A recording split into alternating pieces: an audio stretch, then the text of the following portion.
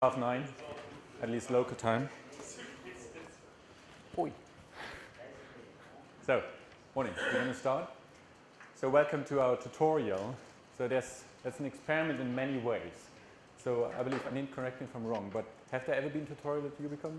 If so, when was the last one? No, they've been tutorials at Pervasive. So Pervasive is history since 2012.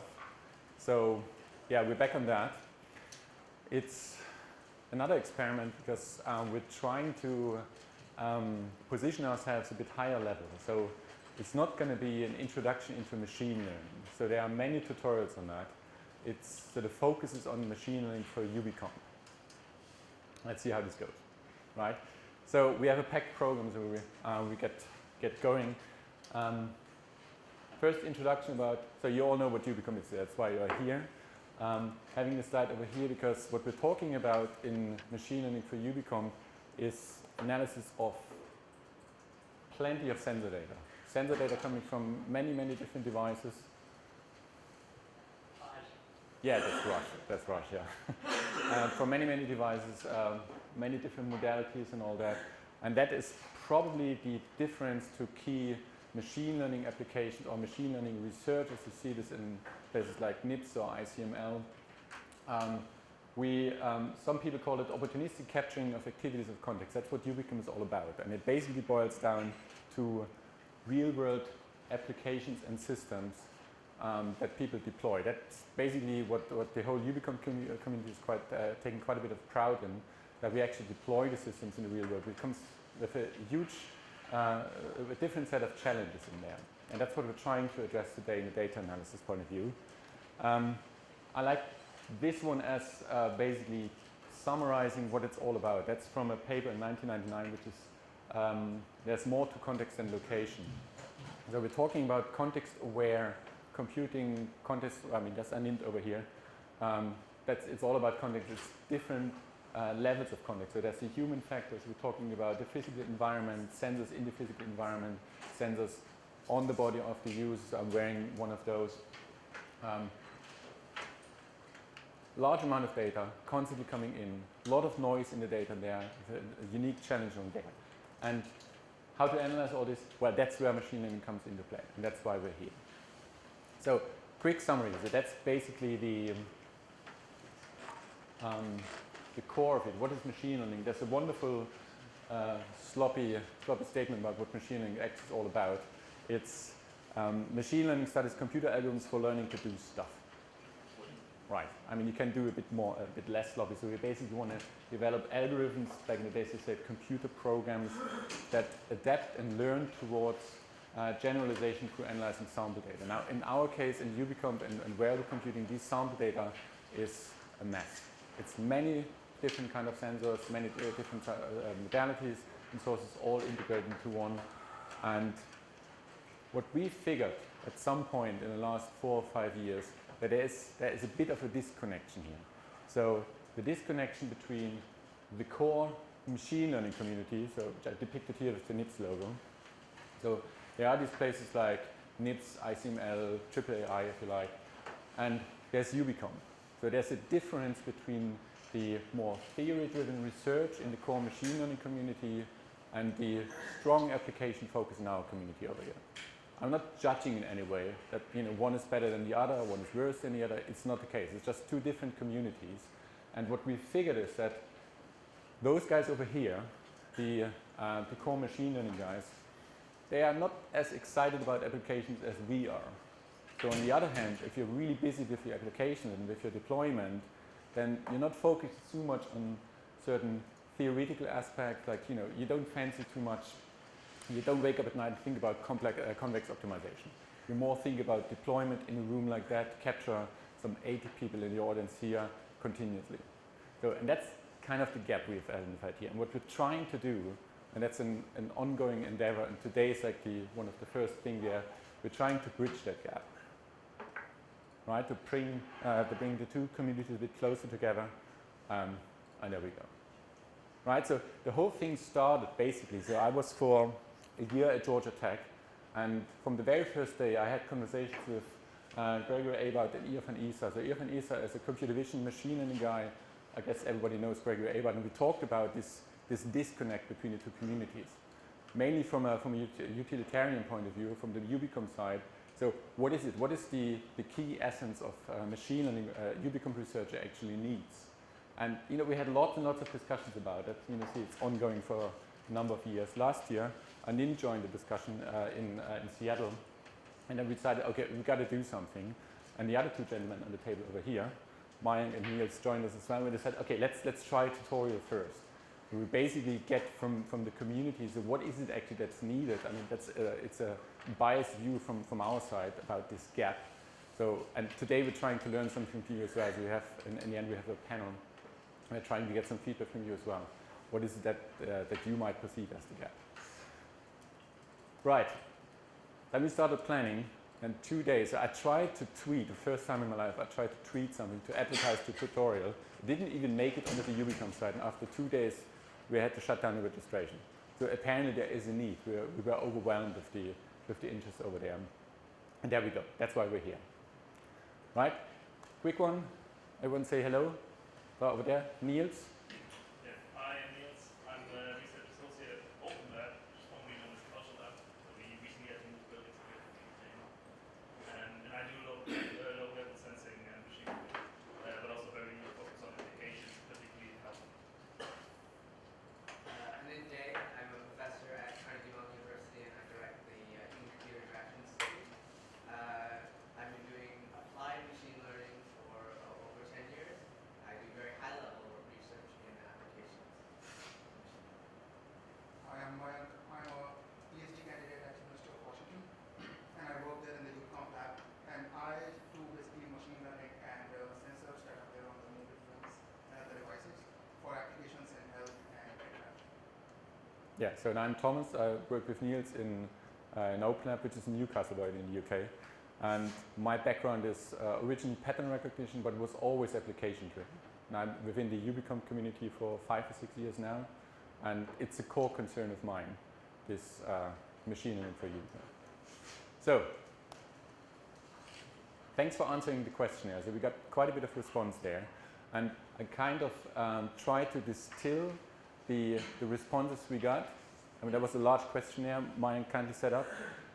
It helped us a bit shaping the tutorial. So we originally had different plans, and then we got the responses from you in the questionnaire, and then we tailored it a bit towards the core areas you were interested in. So don't bother about this one for now. So the important bit over here is we have a large student population over here, academic researchers, professional researchers. I'm not sure what the difference is here. It's probably this industry. Is that what you had in mind? Professional researchers versus academic researchers? Yeah. Teachers, designers. So okay, that's what you had expected of anything like that. The Python stuff is interesting. More interesting is your general interest over here, and that's interesting to see. What you see on the left is the general application interest of you guys, and what do you use machine learning for? What do you want to use machine learning for? And mobile movement sensing, wearable sensing sticks out. I guess there's a bit of a hype with the smartwatches and all these wearables down there. HCI, obviously, I'm not sure what to make of data analysis. I guess that's all part of that. So more generalized or more specialized, actually, application areas like assistive technology, health, sports. I guess sports contributes to mobile as well. Yeah, all that. So that's basically you, and that's what we kind of focus on here as well. You will see we had to narrow the scope a bit of the tutorial, and that's basically what we took into account there. Your background is quite interesting as well. Familiarity with machine learning, never used it for. So we took this on board a bit with the background reading which was on the website and with the very brief primer there. So I'm afraid we can't do a full-blown introduction into theoretical concepts of machine learning. We don't have enough time for that. So we discussed about maybe next year we do like a 2-day event where we in the first day cover like the basics of machine learning, the second day, well we don't know, we'll see, find out. Played around with it, that's what I figured, that's a lot what the Ubicomp community does. Focus on applications, and at some point realizing, okay, so we've got to do something with the data, so we play around with machine learning, used for one project, used for many projects. No machine learning goes here. Nobody's going to kill us today. right? How have you used it in research projects? That's not surprising because the majority are academic researchers over here, publications, class projects, that's the student part, I guess, as a hobby in industrial commercial applications.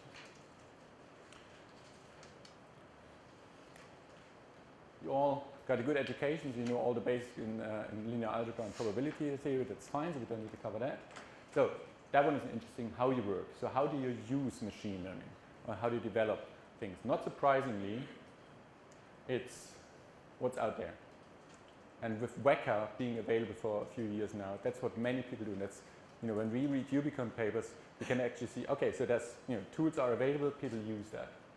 We have one slot, Anind is covering today what's good and what's not so good about being driven by availability of toolkits. Related work in Ubicomp, which is fine. Related work somewhere else. Somewhere else basically means in like audio research and speech research and all that. And that's the real difference to those two slots over here. Related work in core machine learning. And that's, if you look at that, we had 44 responses over here. That's not too many. So that's where you see the gap, right? This is basically all application driven, and that's the core machine learning research. So, what's the issues you have encountered in your practice in using machine learning in Ubicomp? Right, until your choice of methods, yeah, what is the best classifier? Is it really the support vector machine everybody's talking about? Is it deep learning everybody's talking about? Well, we will cover that. Study design, we have a big chunk on study design, so that's what we took into account when we shaped the agenda for today. How to evaluate what you're doing is a huge issue in there. Methods unsuitable for your current specific application, deployment, lack of performance, other, and the interesting bit is no issues at all. Who are those three? We should swap sides. Come up here, you should have the tutorial. Right, so that's basically what we took in for the agenda today, for the structure of the tutorial. So what we had right now is the welcome and intro. I then give a very quick primer, and then I focus on what are the typical machine learning applications in Ubicomp. Applied machine learning, yeah, you're going to see what it is. That basically means, so if you know what convex optimization is, great. What are you going to do with that in a real application? Does it help? No. So that's what we cover over there. We are well aligned with the official coffee breaks to make sure that's actually happening. Lunch break, and there's another break here over here. So then the three core sessions: study design, that's going to be Mayank. Evaluation is going to be Nils, and tools and the dangers or the promises of tools, that's going to be Anind's presentation. And then lunch break, and over lunch break we want to, so if we have the time, we might want to give out the tasks for the hands-on in the afternoon before lunch break. If not, we do it afterwards. We have time for that. We have a hands-on session in the afternoon. Originally we planned, and that's why we put all the effort in Python in the questionnaire, that we actually do some coding together over here. Now, look around how many people go on. So we figured it might not be very practical. So we slightly changed that, and we have two tasks for the hands-on session over here, which we're going to introduce then.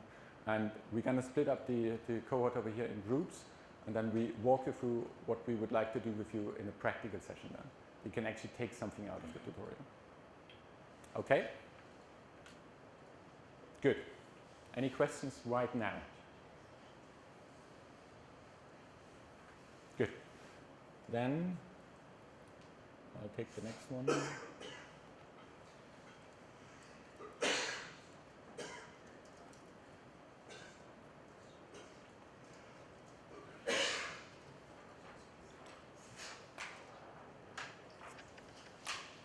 Okay, we're talking about machine learning for Ubicomp. Obviously, first we need to define what is actually machine learning.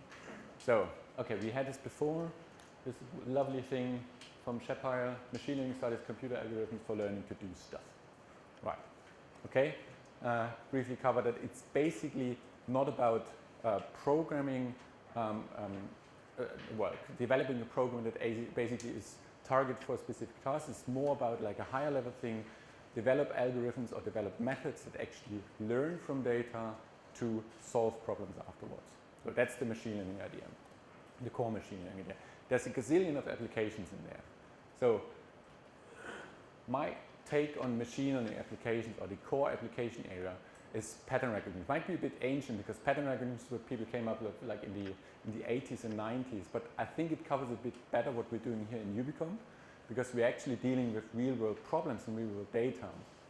So classical examples of machine learning and pattern recognition is trying to decipher what someone has written. So that's a computer vision application. Or if you have like a note-to-pen, it's not computer vision, it's actually sensor data, time series data analysis, where you basically try to transcribe what someone wrote into ASCII text. That's pattern recognition you use machine learning methods for. That's a classical task, MNIST, digit recognition. So written thing that's basically image processing analysis, and then basically come up with this is the identity 1, a 0, 1, 2, and so forth. Okay, that's the classical stuff. More Ubicomp stuff is you have sensor data, and the sensor data come from your application area. You have a smartwatch, and the smartwatch records gyroscope, accelerometer data, and you want to find out what's the person doing. That's activity recognition, that's machine learning, where you basically build models that capture these kind of data, and then come up with, okay, the green part was basically running around. That's machine learning, it's a huge part in our community. So that's example of our stuff where we're basically trying to figure out what kind of aggressive behavior a person is actually engaging into, based on wearable sensing. So the general approach of machine learning is basically we try to use parametric models to represent classes of interest. And those classes of interest are, if we're talking about wearable computing, walking. If I'm walking up and down, there are certain periods in the sensor data that correspond to walking. If I'm hitting someone in the face, not that I would do that, but that would be a certain moment in time where the sensor data would record a specific activity or a class I'm interested in, it's slapping in the face. So we use parametric models because we want to learn these parameters, we want to derive these parameters from sample data, because we, as we remember in the first place in the machine learning definition, we don't want to program a machinery to specifically focus on slapping in the face, but we rather want to derive this automatically.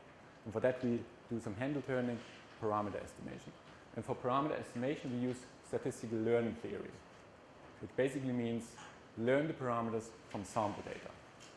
A nicer definition of what machine learning is about, especially in comparison to statistics, is basically it's all the same as statistics, but it's a bit more fancy.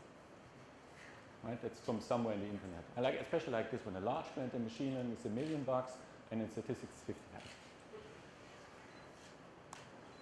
Okay, so if you break it down to the 3 core aspects of what machine learning or pattern recognition is, there's multiple more, but the 3 important ones are, what we're going to do is we collect information about what we're interested in, and we call this what we're interested in a problem area. If we're interested in activity recognition using wearable sensing, then we record a lot of data with wearable sensors, give that a fancy Greek letter, and that's our sample set. We use this sample set, this representative sample set, to derive our parameters afterwards. The second one is there's a wealth of information in the sample data, and there's a lot of noise in there. So but however, within this general overwhelming amount of information, there's a subset which we call features. And these features are basically characteristics that basically describe the patterns we're interested, the classes we're interested in a compact way. Which leads us to the third one. The third postulate is that these features or the classes we're interested in are basically forming some compact area in a higher dimensional space. That basically means if you're talking about one class would be, if you're talking about wearable sensing, toothbrushing, the other one is cycling, then you have within this complex feature space or problem space, you have one area which is compactly representing toothbrushing, and the other one is cycling, and they're separate from each other. And that's the idea of machine learning, try to find these kind of representations and try to find a machinery that basically discriminates between the two. Okay? So in more formal terms, machine learning aims for a classification that maps from the feature data towards a distinct set of classes. Think about the 2-class problem. You want to discriminate toothbrushing from cycling by using variable sensors, your K would be 2. So you have 2 classes. One is the upper left, we just had, would be toothbrushing, the other one is cycling. And all the data coming in from the sensor data go through a feature extraction process, and those features then automatically classified in either 1 or 2. And that's essentially the pipeline. So in the real world, we're talking about over here, you obviously need to deal with recording. So you need to collect the data from your sensors. Then you need to do something, because it's usually very noisy. You need to do something with the data, do the feature extraction and the classification. The core machine learning would basically start here. So we are in the real world, which is messy, so we have those 2 parts to cover as well. And then the classification is basically on a costs idea, so we're trying to put the cost function in there, so whenever we make a decision, and the decision is automatically been done, so is it toothbrushing or is it cycling, so we assign a cost to that. And the general idea and an optimal classifier would basically try to minimize the costs we're doing in classifying. And that's the general idea of machine learning. There's many, many books on that. You can dig much deeper. We are assuming you know that. Okay? This is an interesting one. This is how we basically perceive a machine learning system looks like in a pattern recognition slash Ubicomp application. We basically start with recording the data. We're not shying away from recording the data, and the Ubicomp and the variable computing community is pretty good in that. And using all kinds of fancy sensing methods in recording the sensors, then we end up with a mess of data. They are noisy, they are faulty, so we need to do some pre-processing, feature extraction, and then we have the training phase where we basically come up with a parametric model of the activities of the classes we want to cover. And in the application case, we use that classifier for doing the automatic decision. And in general, that boils down to 4 components for a machine learning system. You're basically talking about classes, every single classes. Remember the toothbrushing and the cycling, they have a prior probability because the whole thing is a probabilistic approach. They have class-dependent densities that basically model these classes in one way or the other. Could be a discriminative approach, could be a descriptive approach, it doesn't matter. In general, we have the classification costs, which we're trying to minimize for our automatic classification, and we have a specific decision rule. So in every single machine learning system on this planet, and on other planets as well, I guess, you have those 4 core components. So if you're talking about Gaussian mixture classifier, those class-dependent densities are Gaussian mixtures. If you're talking about support vector machines, those classification costs are something else than you would have like in the k-nearest neighbor approach. But it all boils down to those 4 components. And now in machine learning, in core machine learning, you come up with fancy ways of expressing all those and deriving those 4 components from sample data. And that's it for the machine learning primer. I don't want to dig any deeper here. That's the concept. No questions left. Sorry, because we're talking about this. Now, machine learning for Ubicomp. Let's translate this into applied machine learning. So we have real data, and we want to process this real data. So we're basically focusing on an automatic analysis of sensor data that we have recorded in an opportunistic, parasitic, whatever fancy word you want to use, approach. Opportunistic or parasitic approach is basically, wherever there's sensor, we use the sensor data and basically combine it all into a context model. And this context model is what we use for doing, say, activity recognition, saying location-based analysis and all that. And it boils down to context awareness. Again, Albert Schmidt's lovely, there's more to context than location. Thing basically just saying we're dealing with a multimodal impression over here. We have multimodal data with multimodal problems to tackle. For the applications we're trying to cover over here, we're looking into 3 prominent areas. So that's a bit focused or a bit targeted towards your core interest from the question here. There's a gazillion more in the whole Ubicomp domain. Ubicomp is now, 15 years old, the conference seasons, and that was pervasive. There's many, many more. What sticks out as like a cluster, if you like, is activity recognition, so trying to find out what is someone doing and when, location related, location awareness, and interaction concepts. So who's doing what and where, and certain interaction stuff. That's what we're going to focus on. Prominent application for machine learning Ubicomp is location-related stuff. So location-related stuff sounds a bit wishy-washy. So first thing would be trying to find out where are you.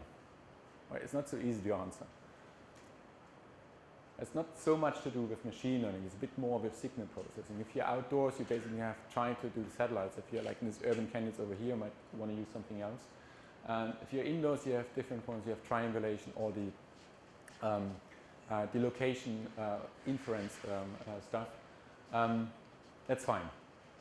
I wouldn't cover that. The more interesting bit would be what you're going to do with this data.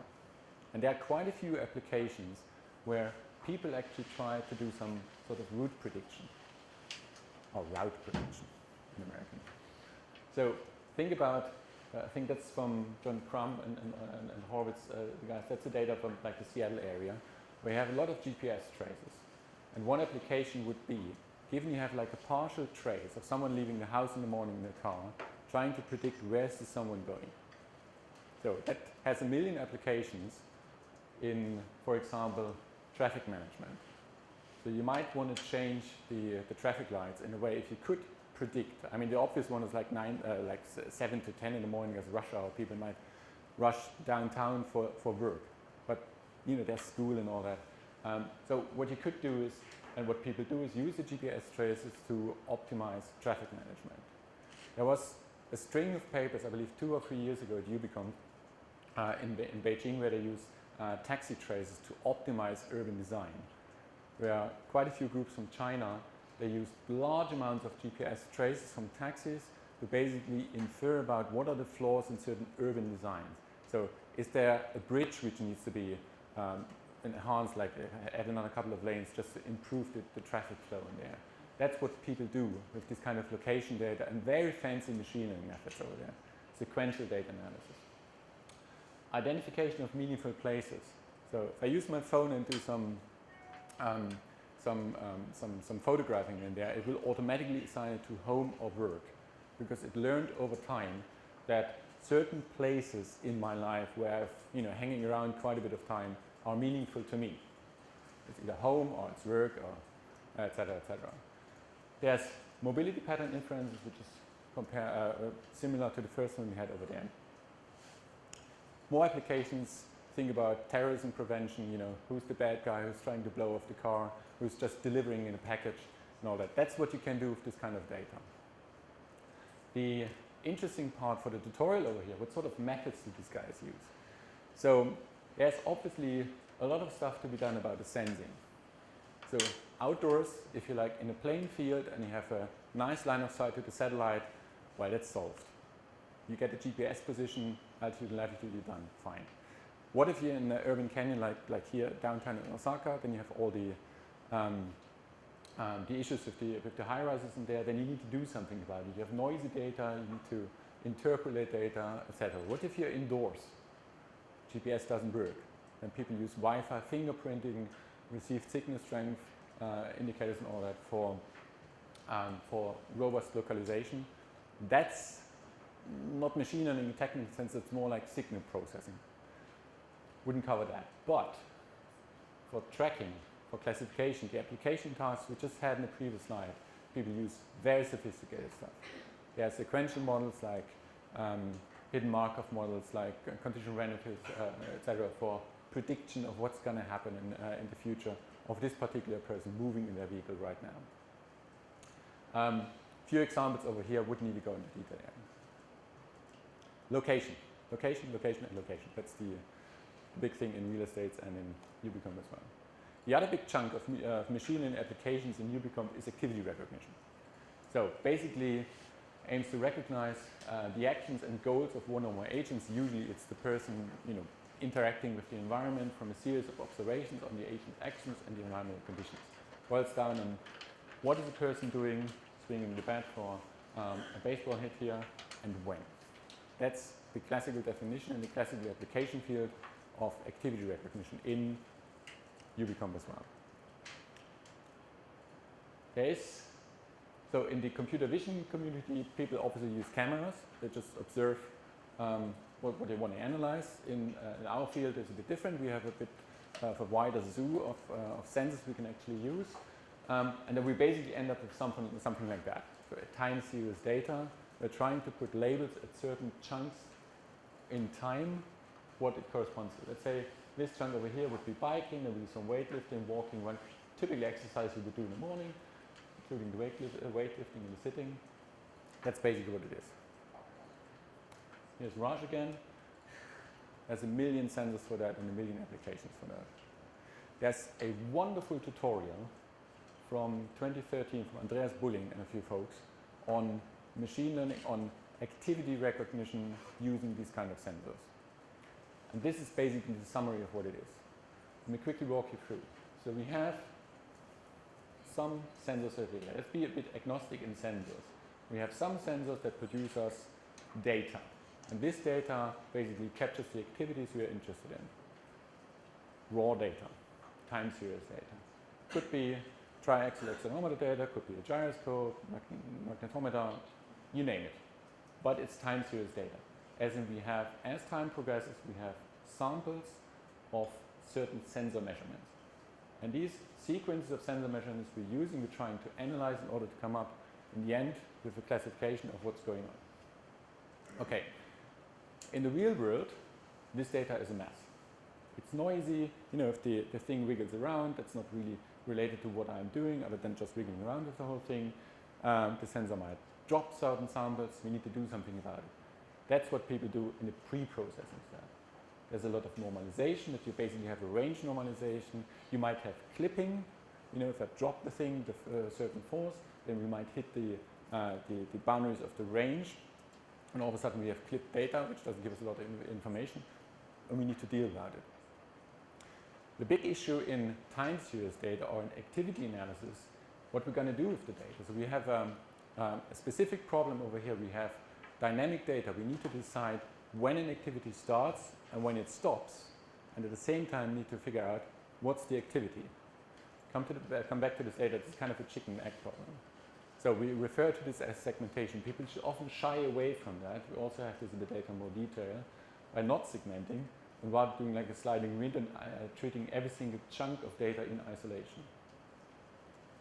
And then we're back home in the machine learning pipeline. We need to do feature extraction because we want to reduce our data to a compact representation, which we then feed into our favorite classifier. And that classifier basically puts a label on certain chunks in time, which we're into, what is basically the activity that was happening. If you haven't read it yet, read it. It's a long paper, it's a long tutorial, it's an ACM surveys, blah, blah. But it's highly recommended, it's a really good read. Okay, so that's the higher level. So, and there's a million of papers in the ISWIG and pervasive community and Ubicomp community. I have a few examples over here, which I want to cover as some kind of special applications. So there's a group at UW, you are part of. They came up with a fancy way of measuring activities, of sensing activities in a home environment without having a ton of sensors. So that's the infrastructure mediated sensing. So Shweta Patel came up with the original concept over there. And they basically have developed specific sensors they hook up into the infrastructure of the house, like into the plumbing system, the electricity, and the gas system. And then they basically measure, like for example, the water system over here. They measure the change of the pressure, in this case, in the plumbing system, and infer about what kind of appliance, like a faucet or the washing machine, was actually used. And that's what they do in order to infer about the activities going on. Think about, you have a daily routine, you get up in the morning, you go to the toilet, you flush the toilet, you have a certain signal on the system, in the plumbing system over here, and then you analyze the system, and the system can come up, okay, you flush the toilet. So you have one sensor which is just integrated into the house that tells you in the end, okay, you flush the toilet, followed by you open the faucet, wash your hands, then you went to the kitchen, open the faucet over there, get some water for your breakfast and all that. So that's what they do. That's the sensing approach, and that's the innovation part in there. Not a million sensors, it's one sensor. What it boils down, though, is essentially generating a lot of these kind of time series data. And the task there is to pick up those portions, these are the green parts over here, where something of interest is happening. So the something of interest are basically transitions. So tap valve open in the tap basically. So you open the tap there, water comes out, pressure change. It's a significant or a characteristic pressure change in the system. And for that they use a feature, a machine learning approach to basically classify these events and then translate this kind of data into activities. And they do all kind of fancy stuff in there with huge success. It's a lovely approach of sophisticated sensing, classic machine learning, so event segmentation, feature extraction as we had before, and event classification, which basically gives you a nice picture of what's going on in a house. On top of that, some folks at Georgia Tech build an actual activity recognition system in that.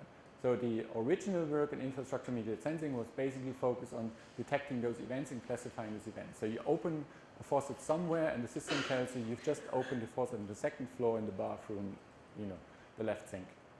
So that's not activity recognition, but you can build on top of that. Because that's already an abstraction from the raw sensor data. You have the symbolic representation, and then you can basically build a whole machine learning pipeline on top of that for the activity recognition. That's what these guys did. Data recording, pre-processing, all the same as the original work from the UDAP guys. Then activity segmentation, fixed recognition, frame extraction, and basically whole classification system there. With some fancy method with bag of words and all that. The point is, classification system with a sensing system you probably haven't touched before, because in core machining you wouldn't even dare to go that close to an application. And maybe you're just interested in wearable sensing. That's a different approach, but it's the same idea. And some 10 activities over there. Okay? So my point is, no matter what you do, in this area what it largely boils down is time series or sequential data analysis. In contrast to, let's say, object recognition in images. If you take like a static image from the room right now, one application would be find all the faces in here. That's static data. Largely in Ubicomp you're talking about dynamic data or time series data, which comes with a lot of issues. Right? The first issue is noise. And there's a lot of noise in this data. If you think about this infrastructure mediated sensing, if you're talking about the plumbing system, so every house is different. You put a sensor, a pressure sensor into the plumbing system, and you're trying to infer about pressure changes in the plumbing system, about which appliance or which faucet has been turned on or off. So there's a huge amount, the basic potential of different noise sources. So that's why there's even more noise. So you got to deal with that. The UDAP guys dealt very well with that. They even commercialized it now. So that's what I was talking about earlier. So we're talking about dynamic or time series data. We have a chicken egg problem. And the chicken egg problem is as follows. So if I take a photograph of this right now, so I know exactly, if I'm looking for faces in here automatically, face detection, this is my data. And this is the data I need to treat. If we're talking about activity recognition using, let's say, my wearable sensors, I first need to figure out, okay, when am I starting a certain activity, or when do I stop it? Then I need to figure out, okay, what activity was it? But in order to find out what activity it was, I need to find it first. In order to find it first, I need to know what activity I'm looking for. So, that's the chicken egg problem. You need to sort this problem. People shy away from it every now and then, and in many applications it works.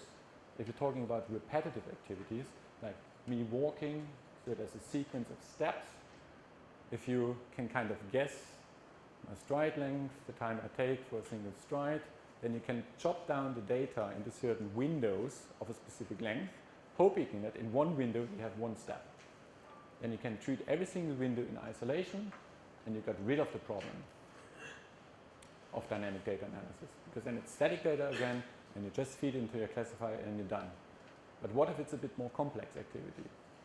Like a certain gesture. When I'm doing analysis of dance performance, there's certain gestures, certain postures in there there's a timing which is of essence in there. Then you can't do this, and you can't break it down into this certain task element. Then you actually need to look into the segmentation. You find the start and the end of these activities. And back you are the chicken egg problem. There are methods you could use for that. We'll come to this in 2 minutes. Okay? The other thing is the evaluation. So if you're talking about real-world Ubicomp or ground truth, wearable computing activities. So if you use your, that's not a smartwatch, sorry. If you use your smartwatch and you walk out and about and you want to bootstrap a classifier that detects, that quantifies how much you're running, how much you're eating, how much whatever you're doing, then at some point you need to collect the ground truth information for that. Remember, we're building a parametric model, and the parameters are derived from sample data.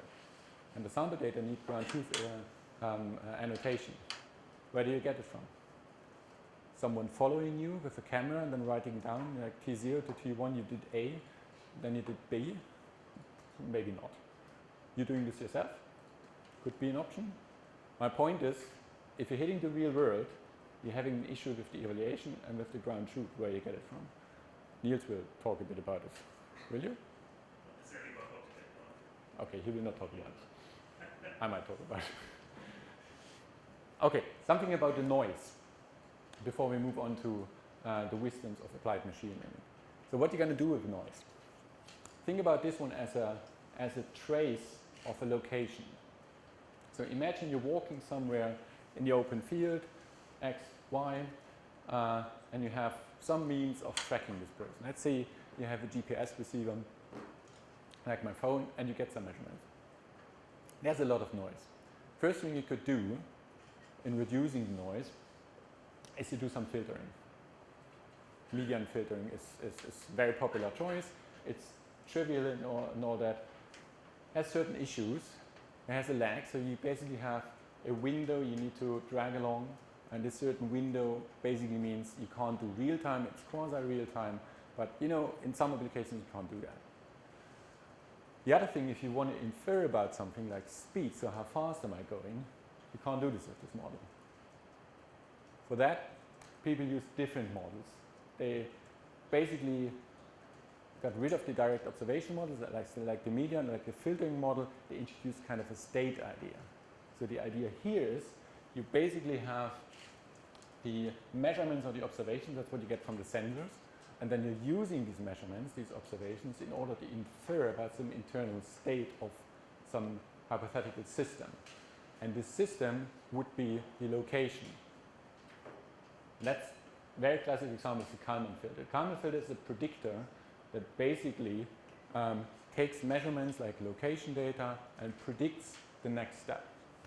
Lovely example of Kalman filter failing is if you're trying to track a person walking, you're building a model of the walking, bang, and all of a sudden you bang into the wall, something changed completely, and this analysis approach wouldn't predict that.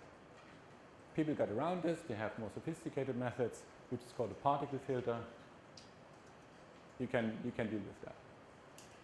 Nice approach for machine learning, dealing with actual issues with real world data.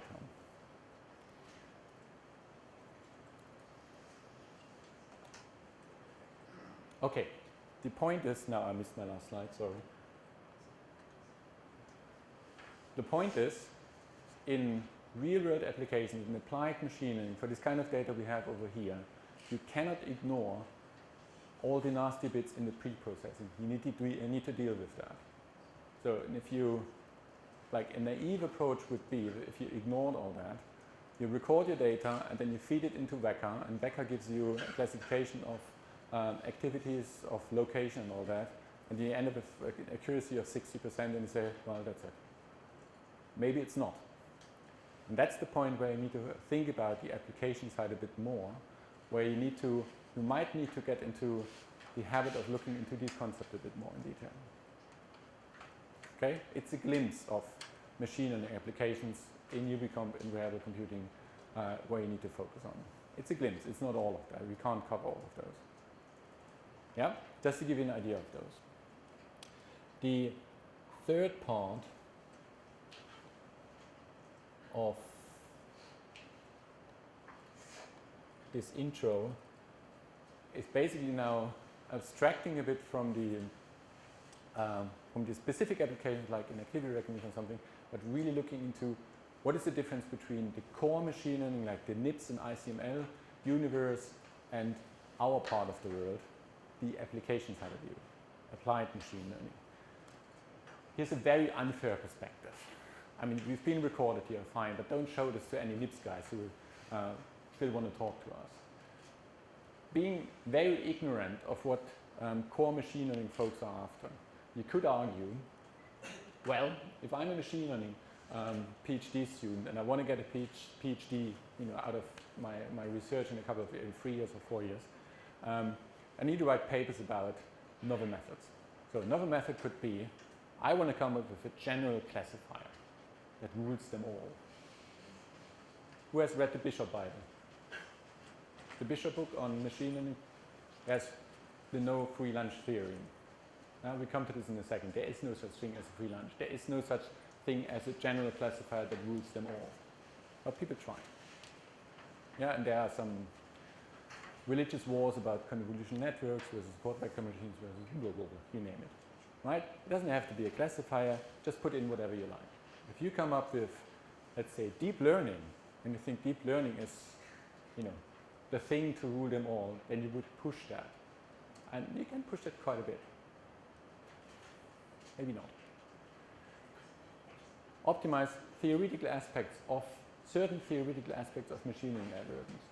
So there's one thing which I really like to scare away students, which is the VC dimension, the Vaptik-Chervonenkis dimension, which measures the theoretical capacity of a learning machine. What's that?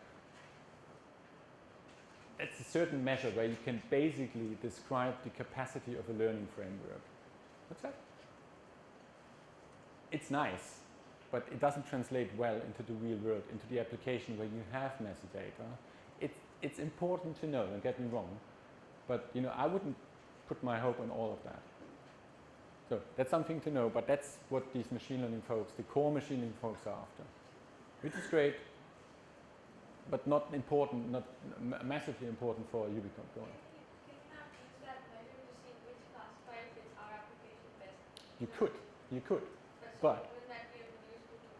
if you do the loop, if you close the loop to your application, if you only focus on coming up with a new neural network method where the VC dimension is bull, maybe not.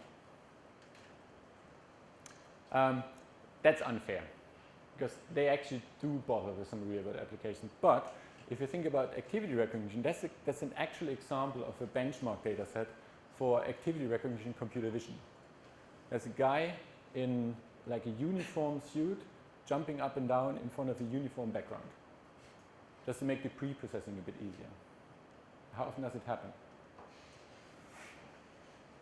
Right?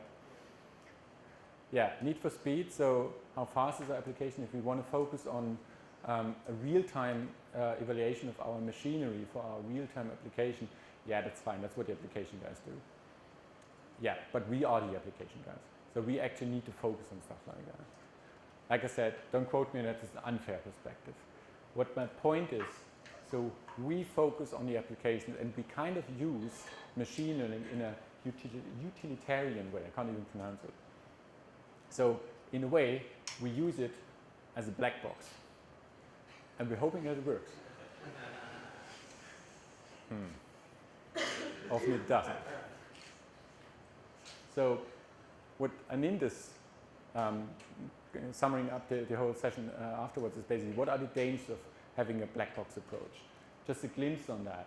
So it is actually great if you say, woohoo, it works, and have an accuracy of 95%, which brings us to the evaluation task, which we talk about later as well. But what if it fails? What are we going to do then? Yeah, in Weka we just go further down the menu and take the next classifier. Maybe not, because does it actually work? If we come up with 95% accuracy, there might be an issue there. There might be 95% doesn't tell us the truth. That's the evaluation part Nils is going to talk about. Generalization to related problems. Feature extraction is a big issue in activity recognition using wearable sensors. Essentially, there is no real systematic understanding of what are the essentials of movement. So if you think about speech recognition, people have a wonderful understanding of how speech is produced, and they can actually encode this into numerical measures. So the whole vocal tract, and it's known how speech is produced. We have these wonderful features called MFCCs, mouth frequency capsule coefficients. They basically encode the resonances in your vocal tract. There's nobody arguing that. There's like 40, 50 years of research in that, and that's it. They know how speech is produced. They have features for that. Computer vision, the same. We know how our brain processes visual information. We can encode this. There's edges, there's attention models and all that. In activity recognition using wearable sensors, we don't have that. So what people do is they mess around with the features, and they come up with something like heuristics. Statistical measures, they work all right. They work for one application, but what if the application is slightly different? You start from scratch again. That's a problem. If you use a black box approach, and you basically say, someone described in paper A, B, and C, where the problem kind of looked similar, we should use those 23 features. So I use that as well. And you end up with 67% accuracy, and say like, nah, well, that's all I can get. Maybe it's not. If you use it as a black box, it is 67% you get. If you use it as a toolbox, and you actually think about it, and you understand the basic concepts within this toolbox, then you might be able to optimize that. Unrealistic expectations. You read a lot of papers where people come up, so we had one earlier, the first papers on infrastructure mediated sensing, where they had accuracy rates of like in the upper 90s, 97, 98% accuracy of an automatic analysis system. So we're done. Okay, so let's come to a new problem, and you end up with first shot with 40%. But I want 97. And maybe the problem is a bit harder. Maybe you need to dig a bit deeper in there. Right? That's an issue. Misinterpret results. That's what I was referring to Nils to. If you have 97% accuracy, think, is that the reality? Is that where you're actually focusing on, if you ship it out like on a commercial device, does it really have 97% accuracy in a real life situation? Or is that maybe the result from a lab environment, very constrained setting, or maybe you're just reading the results wrong? Yeah, so there's more coming later. The basic idea, that's where we're trying to push towards, is coming from a black box towards a toolbox. And only yesterday I learned that if all you have is a hammer, everything looks like a nail, is an actual quote from a psychologist. I didn't know, so I learned something yesterday. Yeah, so that's the other risk, but okay. Quickly walk through. So in machine learning, in applied machining, so what are the aspects we want to focus on? We have to deal with real sensor data. I had this before. Famous quote from Bill Clinton in '92, kind of. One of your key concerns from the questionnaires. So what is the right method we're going to use? And 3 wisdoms I want to share with you. Right, we have real sensor data. We're not generating data. We're not using benchmark data. Usually we come from the application side, and we want to do some fancy new applications, so we have our own new massive data. We need to deal with that. Okay, that's accelerometer data. You see 3 axes. Oh, damn, now we have 3 kind of these sensors. Maybe we should get rid of 2 of those and just use the magnitude. A lot of people do that. It's a great idea. Is it? Look at that. The black one is the magnitude. Those are X, Y, and Z. Z for the width. Right. So there is a lovely change in orientation. Look what the magnitude does. It's gone. Think about this. Magnitude is not like the ultimate weapon. You should really think about it. If you're interested in orientation changes of your sensors, you can't use the magnitude, because you lose this information. So think about your data. All-time favorite of mine is sampling rate. What's the sampling rate of your Apple Watch? You know that? Who has got an Android watch? 50 Hertz. Why 50? How much do you want? Why? There's no data to more data, right? Not sure that's entirely working like that. So you have the issue you have, the higher the sampling rate, the more data you need to process and the more energy you're consuming. So for mobile applications, you're going to drain the battery much quicker. The other way down, how low can you go with your sampling rate? So that's the basic idea. You have like the Nyquist frequency, or the Shannon theorem on information, you know, all that. If you have, let's say, activities with 10 hertz or sequence with 10 hertz you want to capture, in theory you need to have 20 hertz sampling rate just to capture those. That's the theory. That's fine. It doesn't apply to all of the applications. We have some projects going on where we're not only looking at the, you know, if you can walk faster than with 20 hertz, then you're really quick. Let's say you can walk with 10 hertz and can move your limbs with 10 hertz, then 20 hertz is fine, but the sensor records much more. So we had one where we tried to classify someone hitting a wall or another person. So you can't hit with more than 10 hertz. Even a professional boxer, maybe 11 hertz. So you could argue 20 hertz is fine. But what if you're not interested in picking up, you know, how often someone is hitting someone, but what is the person actually hitting? So what we found out in this project was, basically if you hit the wall like a solid object, then what actually matters is the resonances over here. Because you have all the resonances where the sensor is shaking, and you wouldn't capture this with 20 hertz. You would actually need like 80 or 100 hertz. So you would need to look into that. And that's basically, that's the sensor signal, like an example with 100 hertz and then downsampled to 50, 25, 12.5 and 6.25 hertz. Okay, you don't see much in here, but if you zoom in a bit, then you see a difference.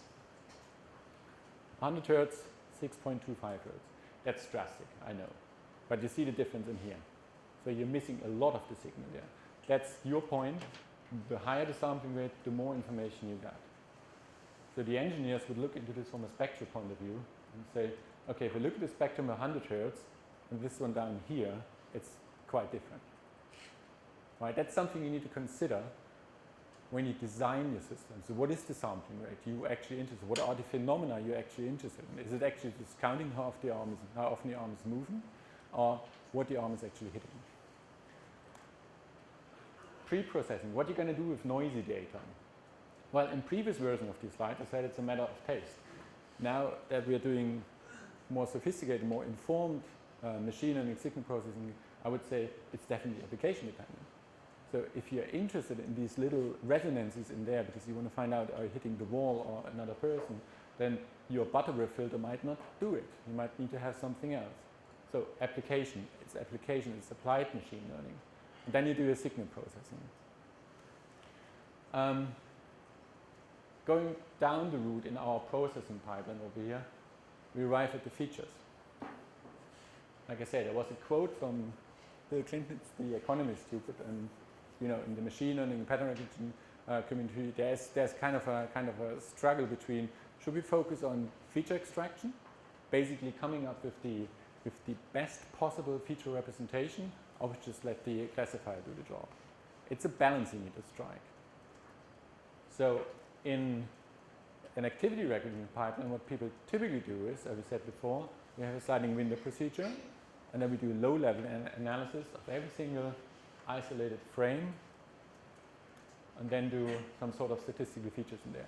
So we calculate the mean, we calculate the variance, the covariance, you name it. So 2 decisions to be made. First decision is, how long is this window? So if the window is longer than, let's say, 10 seconds, then the mean doesn't give you anything. Right? Think about the sine curve. And if the sine curve perfectly fits into your window, what's the mean value? 0. No information whatsoever. Right? Not so great.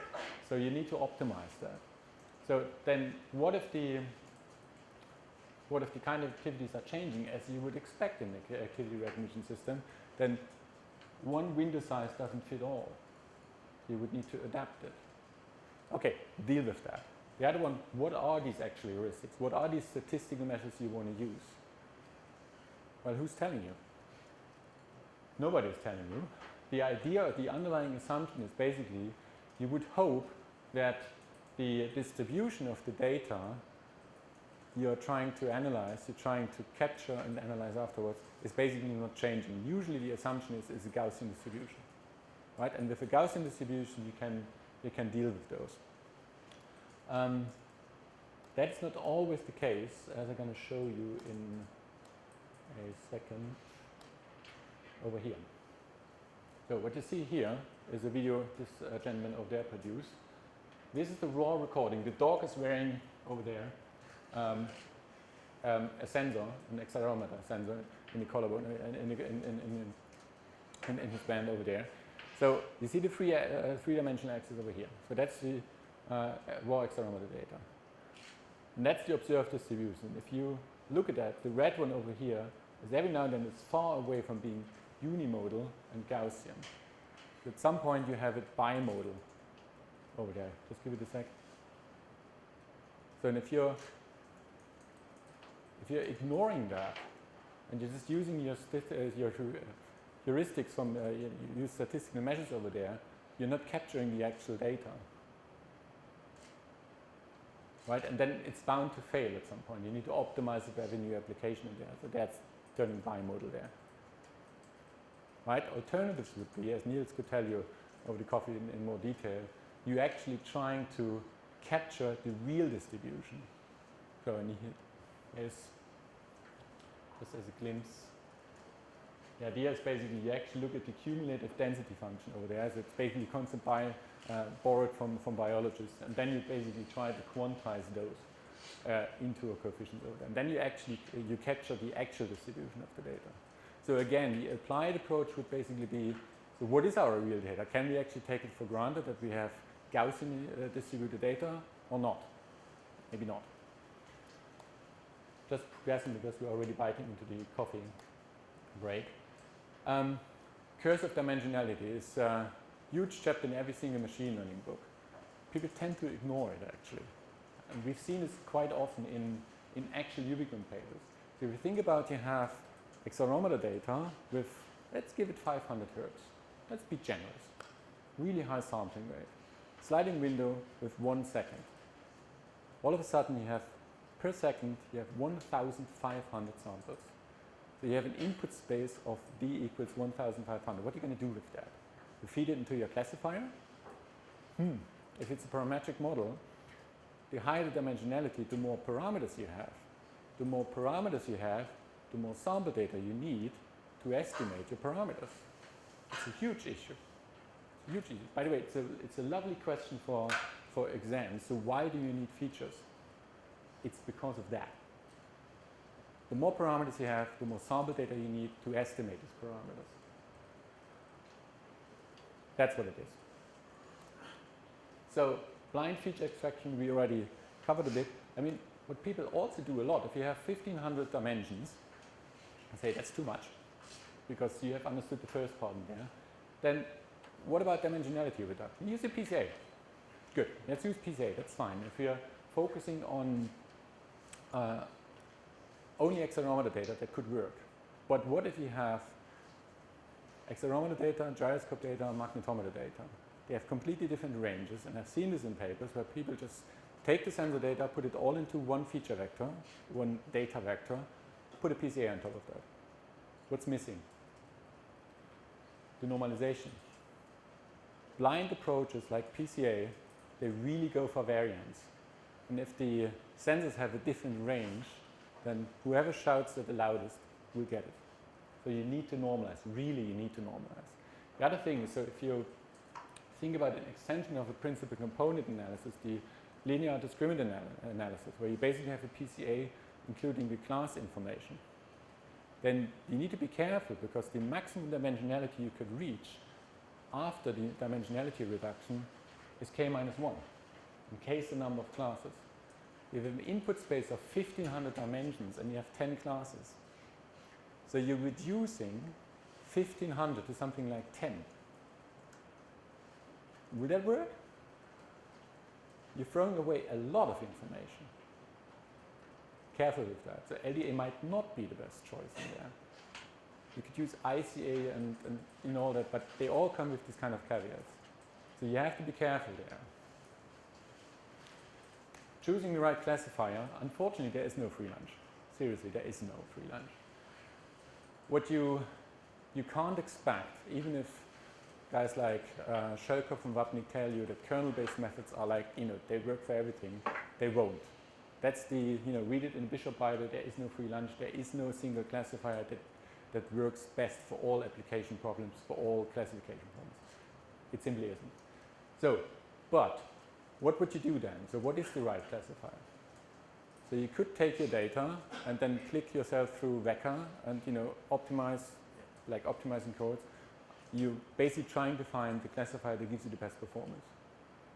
If you do that, you're actually cheating because you're optimizing on your test data, which is what you shouldn't avoid.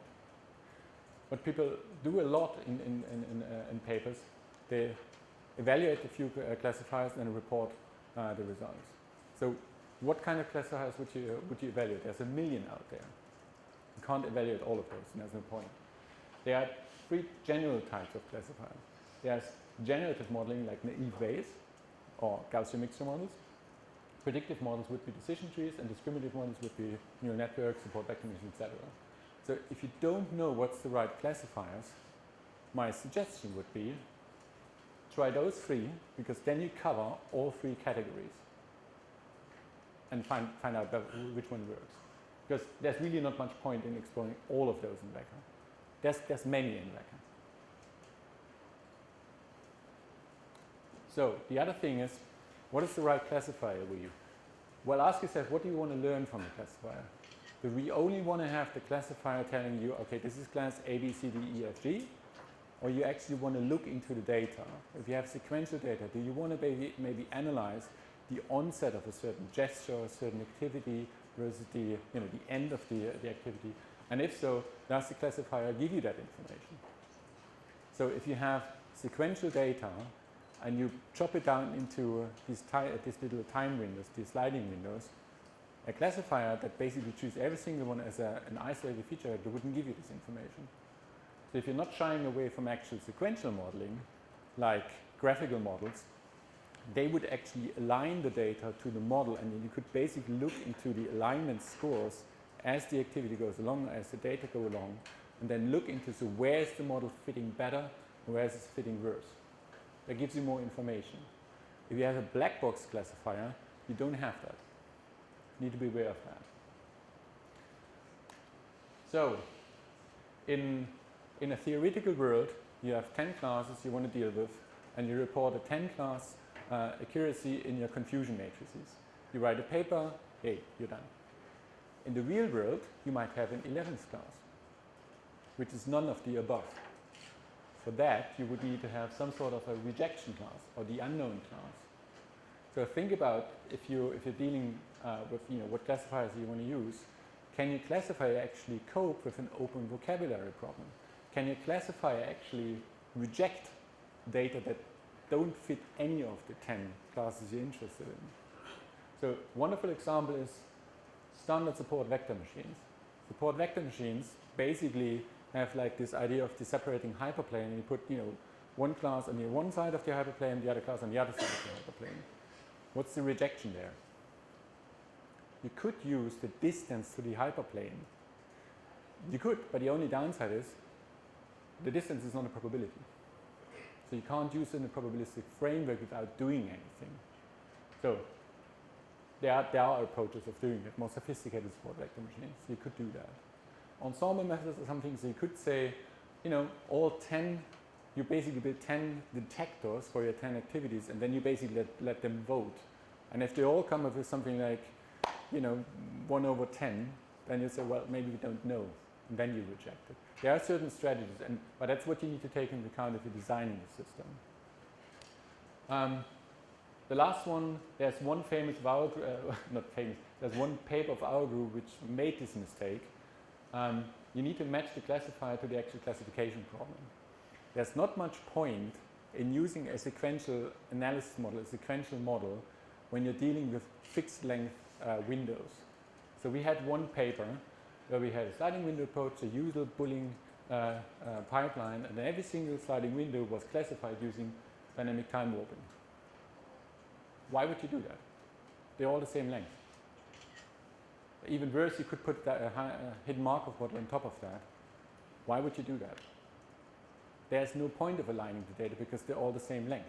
So you wouldn't need that. Yeah, that's what I mean. So finally, before I release you for coffee, these are the great wisdoms of machine learning, of applied machine learning. First one is an important one. If you reach 100%, accuracy, F measure, whatever, think about the data. I always question papers where the accuracy is 100%. You could write 110 as well. It's as unrealistic. So, rookie mistake is you test it on your training data. Classic. That's a variant, you trained on the test data. It's kind of the same, right? But maybe the problem is not so hard. So maybe you don't need all that. Or maybe you evaluate it in the wrong way. I'm pointing to Nils because he's going to talk about this evaluation problem. So maybe these 100% don't tell you the actual truth about what's happening in there. So comparison, it's always nice to compare to random baseline. Yeah, but that's not a really realistic baseline. So the baseline should be something considerably. You have a 10-class problem and you say, well, you know, we have 30% accuracy. It's much better than random. Right? And it's great to boast about, you know, things that work. And we have 67% accuracy. It's fantastic. And we write this paper and we present it. It's fantastic. But what you actually want to know is, why does it fail in like 30-odd%? And focus on that. That's much more important. I mean, it's great to have something that runs and that works. But it's much more insightful to focus on the stuff that doesn't work. Which brings us to the outlook. Next one would be Mayank after the coffee. Study design takes a bit of the stuff into account. Nils is going to talk about evaluation. I'll forward quite a bit to him. And then the black box in the end. Yeah? Sorry about the 10 minutes overrun. Coffee's out there. We reconvene at 11, I believe. Yeah? Sorry. Okay, so much for now.